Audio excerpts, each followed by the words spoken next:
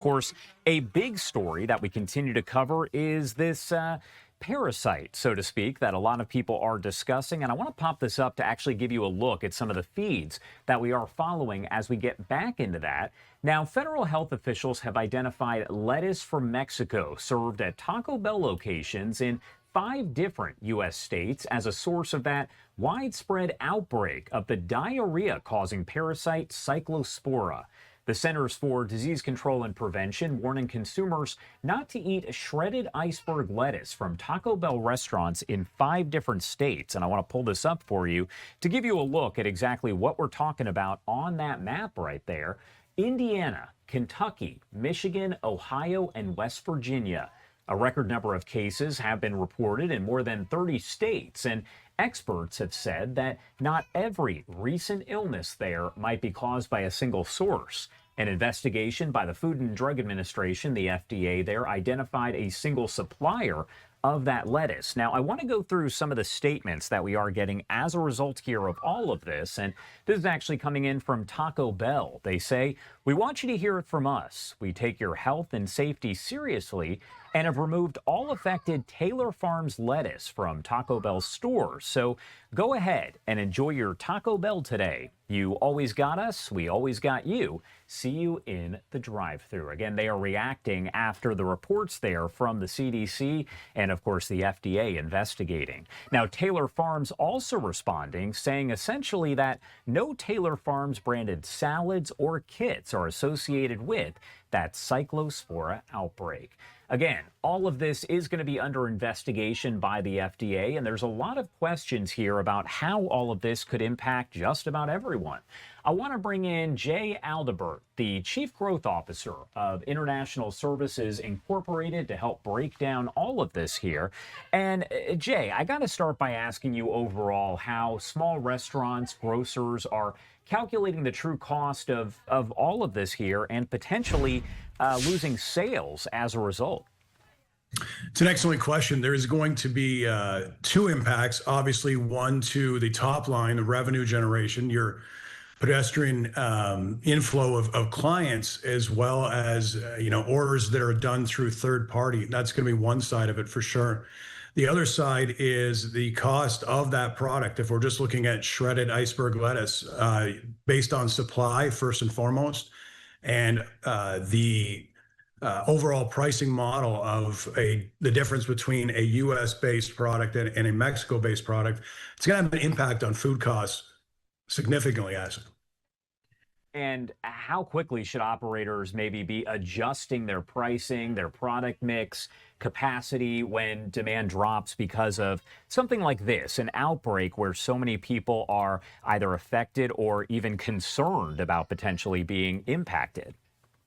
It's going to be this weekend. That's how fast. They're going to have to start looking at what their costs are, specifically when you look at a product or a plate, as it's called.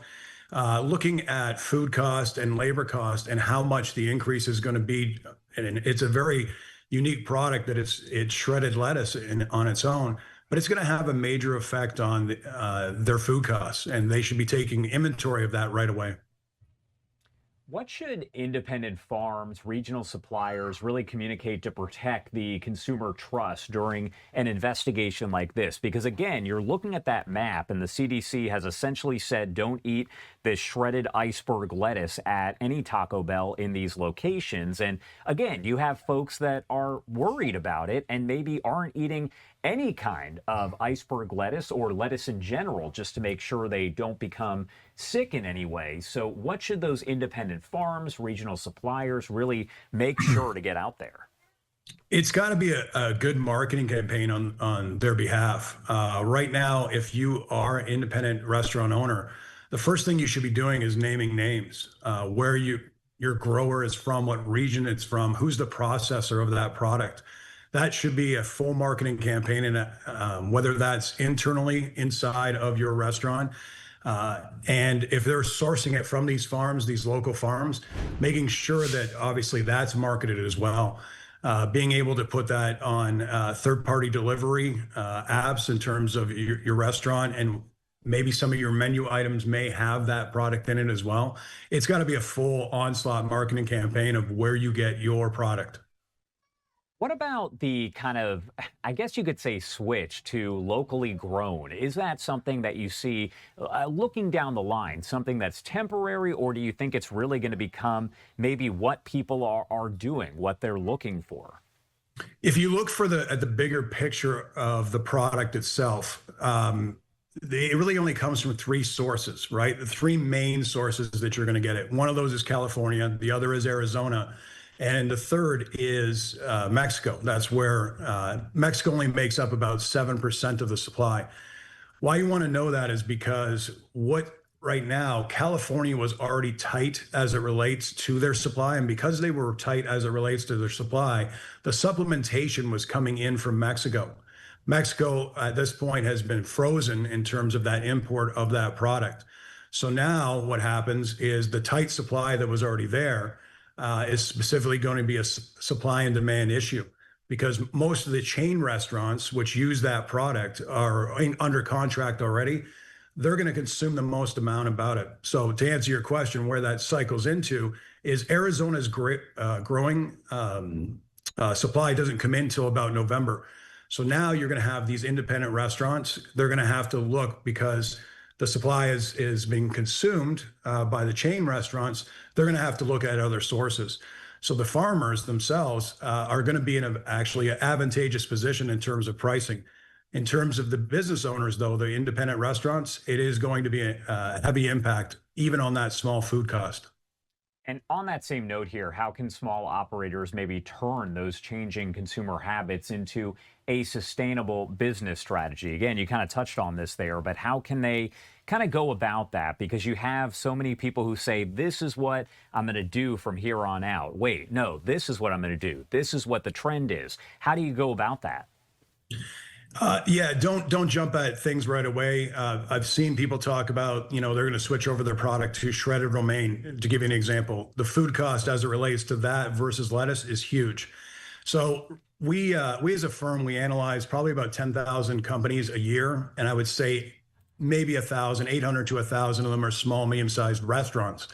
What we find most common is they'll know things that are lagging indicators like they'll get their accounting and it'll show them that their food cost, let's say, is 37%, but that is a lagging indicator.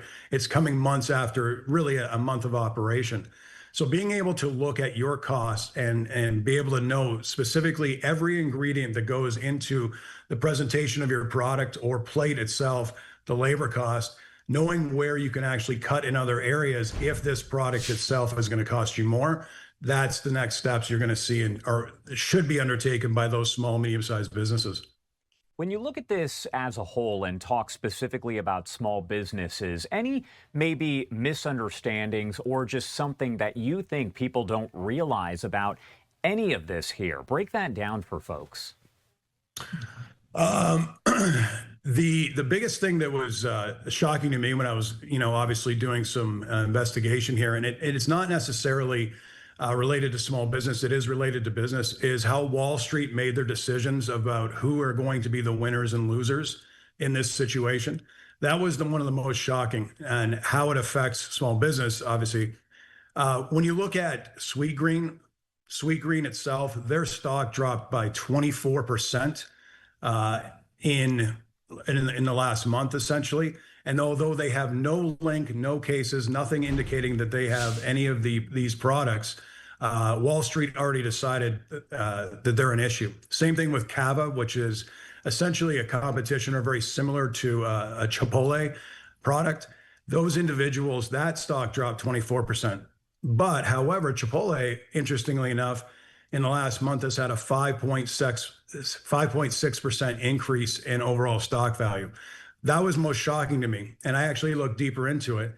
When Chipotle had an E. coli issue in 2015, they went through obviously a stringent safety and health inspections of all of their locations, and different policies were put in place. And interestingly enough, that was the gamble that Wall Street was making when this story first broke.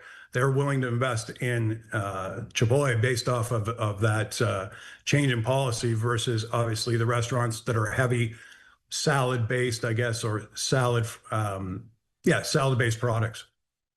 All right, Jay, thank you so much for taking the time to join us, helping to break all this down. It's something that we are keeping a very close eye on, really the impacts Sure. of this and the investigation, what happens next. Anything we missed, anything that you want to make sure to add here about anything before I let you go? Yeah, I think the only thing is the small independent restaurants. Look at your costs. We covered that. Do internal marketing, do external marketing. Make sure that your clients know that you're safe. Know about where you get and source your products. I think I can't stress that enough. Don't wait till next week. Do it this weekend. All right, Jay, thank you again for taking the time to join us and helping to break it down. We definitely appreciate it. Josh, this has been great. Thank you. And I do want to pop this up coming in from the CDC as it says state, local, and federal partners are working together to investigate that multi-state outbreak of the parasite Cyclospora. Investigations to identify sources of illness are ongoing.